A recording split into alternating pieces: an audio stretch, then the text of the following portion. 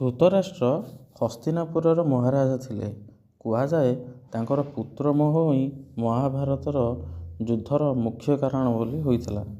ଋଷି ବେଦବ୍ୟାସଙ୍କ ଆଶୀର୍ବାଦରେ ବିଚିତ୍ରବୀର୍ଯ୍ୟଙ୍କ ପତ୍ନୀ ଅମ୍ବିକାଙ୍କ ଗର୍ଭରୁ ଧୃତରାଷ୍ଟ୍ର ଜନ୍ମଗ୍ରହଣ କରିଥିଲେ। କୁହାଯାଏ ଯେ ବ୍ୟାସଦେବଙ୍କ ତେଜ ଦେଖି ଅମ୍ବିକା ଭୟରେ ଆଖି ବନ୍ଦ କରିଦେଇଥିଲେ। ସେଥିପାଇଁ ଧୃତରାଷ୍ଟ୍ର ଜନ୍ମରୁ ଅନ୍ଧ ହୋଇଥିଲେ। ଧୃତରାଷ୍ଟ୍ର ଜ୍ୟେଷ୍ଠପୁତ୍ର ହୋଇଥିଲେ ମଧ୍ୟ ସେ ଅନ୍ଧ ହେଉଥିବା ହେତୁ ଶାସ୍ତ୍ର ଅନୁଯାୟୀ ତାଙ୍କୁ ରାଜା କରାଯାଇନଥିଲା। ତାଙ୍କ ପରିବର୍ତ୍ତେ ତାଙ୍କ ସାନ ଭାଇ ପାଣ୍ଡୁଙ୍କୁ ହସ୍ତିନାପୁରରେ ସିଂହାସନ ମିଳିଥିଲା। ଏ ଘଟଣା ଧୃତରାଷ୍ଟ୍ର ମନରେ ଏକ ପ୍ରକାର ଅସନ୍ତୋଷ ଏବଂ ଈର୍ଷା ସୃଷ୍ଟି କରିଥିଲା। ଧୃତରାଷ୍ଟ୍ର ଗାନ୍ଧାରୀଙ୍କୁ ବିବାହ କରିଥିଲେ।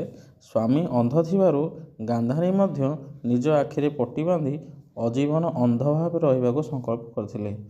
ଗାନ୍ଧାରୀଙ୍କ ଗର୍ଭରୁ ଏକ ମାଂସପିଣ୍ଡ ଜନ୍ମ ହୋଇଥିଲା। ବ୍ୟାସଦେବ ସେହି ମାଂସପିଣ୍ଡକୁ 101 ଭାଗ କରି ଏକ ଘିଅ କୁଣ୍ଡରେ ରଖିଥିଲେ, ଯେଉଁଥିରୁ 100 ପୁଅ ଏବଂ ଗୋଟିଏ କନ୍ୟା ଜନ୍ମ ହୋଇଥିଲା। ଦୁର୍ଯ୍ୟୋଧନ ଜ୍ୟେଷ୍ଠ ପୁତ୍ର ଥିଲା ଏବଂ ଦୁଃଶଳା ନାମକ ଜଣେ କନ୍ୟା ଥିଲେ। ପାଣ୍ଡୁଙ୍କ ମୃତ୍ୟୁ ପରେ ଧୃତରାଷ୍ଟ୍ର କିଛି ସମୟ ପାଇଁ ରାଜା ହୋଇଥିଲେ।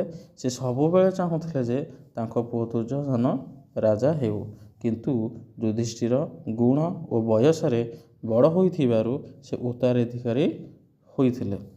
ଦୁର୍ଯ୍ୟୋଧନଙ୍କ ପ୍ରତି ତାଙ୍କର ଅହେତୁକ ମୋହ ତାଙ୍କୁ ନ୍ୟାୟ ଏବଂ ଅନ୍ୟାୟ ମଧ୍ୟରେ ପାର୍ଥକ୍ୟ ଭୁଲାଇ ଦେଇଥିଲା। ଦ୍ୱିତୀୟ ସଭାରେ ଯେତେବେଳେ ଦ୍ରୌପଦୀଙ୍କ ଅପମାନ ହୋଇଥିଲା, ସେ ଜଣେ ଶକ୍ତିଶାଳୀ ରାଜା ହୋଇ ମଧ୍ୟ ପୁଅ ପାଇଁ ଚୁପ୍ ରହିଥିଲେ। କୁହାଯାଏ ଯେ ପୂର୍ବଜନ୍ମରେ ଧୃତରାଷ୍ଟ୍ର ଜଣେ ନିର୍ଦ୍ଦୟୀ ରାଜା ଥିଲେ। ସେ ଏକ ପକ୍ଷୀର 100ଟି ଛୁଆକୁ ମାରି ଦେଇଥିଲେ ଏବଂ ସେହି ପକ୍ଷୀର ଆଖି ଖୁମ୍ପି ଅନ୍ଧ କରିଦେଇଥିଲେ। ସେହି ଅଭିଶାପ ଯୋଗୁଁ ସେ ଏହି ଜନ୍ମରେ ଅନ୍ଧ ହୋଇଥିଲେ ଏବଂ ତାଙ୍କର 100 ପୁଅଙ୍କ ମୃତ୍ୟୁ ଘଟିଥିଲା। ମହାଭାରତ ଅନୁଯାୟୀ କର୍ମର ଫଳ କେବେ ବି ବୃଥା ଯାଏ ନାହିଁ।